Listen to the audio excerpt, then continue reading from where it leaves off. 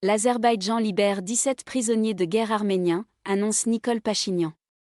L'Azerbaïdjan a libéré 17 prisonniers de guerre arméniens à la suite d'une médiation des États-Unis, a annoncé le Premier ministre arménien Nicole Pachinian, après l'annonce de discussions entre les deux pays ennemis du Caucase. Alors que Moscou est de plus en plus isolé sur la scène internationale depuis son invasion de l'Ukraine fin février, les États-Unis et l'Union européenne ont pris un rôle majeur de médiateur dans le processus de normalisation entre Bakou et Erevan.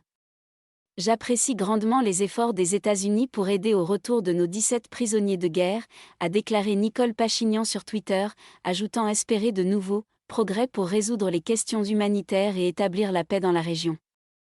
Dans la soirée, le ministère des Affaires étrangères arménien a précisé que le ministre Arar Mirzoyan, son homologue azerbaïdjanais Jehan Bayramov et le secrétaire d'État américain Anthony Blinken s'étaient entretenus au téléphone, à l'initiative de la partie américaine, concernant la réunion du 2 octobre à Genève, où les deux hommes ont évoqué un traité de paix.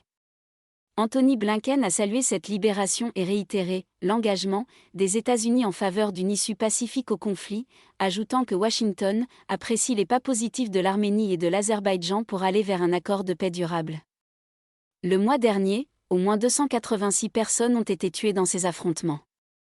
Une trêve négociée par les États-Unis a mis fin aux pires combats entre les deux voisins du Caucase depuis leur guerre de 2020.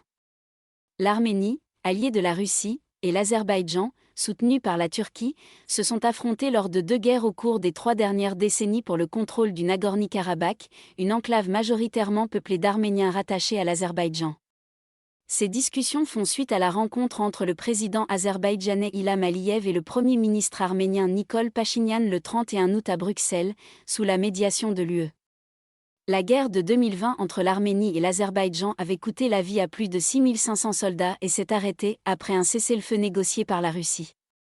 L'Arménie a cédé des territoires qu'elle contrôlait depuis des décennies et Moscou a déployé quelques 2000 soldats russes pour veiller sur cette fragile trêve. Après l'effondrement de l'Union soviétique en 1991, les Arméniens séparatistes du Nagorno-Karabakh avaient unilatéralement proclamé leur indépendance. Le conflit qui a suivi avait fait 30 000 morts.